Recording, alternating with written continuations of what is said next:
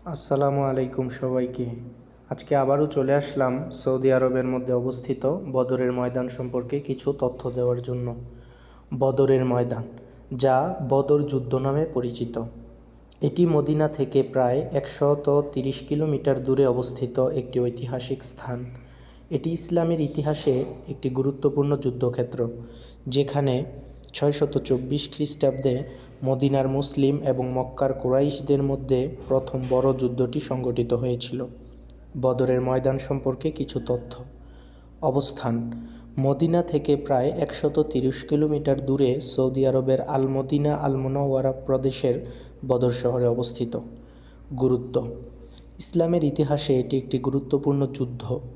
এখানে মুসলিমরা সংখ্যায় কম হলেও ঈমানের উপর অবিচল থেকে এবং আল্লাহর সাহায্য লাভের মাধ্যমে মক্কার কুরাইশদের পরাভূত করতে সক্ষম হয়েছিল।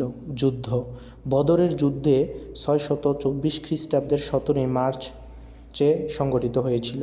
ঐতিহাসিক তাৎপর্য: এটি একটি ঐতিহাসিক স্থান যেখানে মুসলিমরা নিজেদের ঈমানের উপর ভিত্তি করে এবং আল্লাহর সাহায্য লাভের মাধ্যমে বিজয়ী হয়েছিল।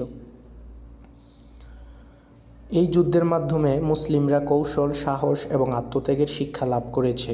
বর্তমান অবস্থা: বদরের ময়দান বর্তমানে একটি ঐতিহাসিক স্থান হিসেবে পরিচিত,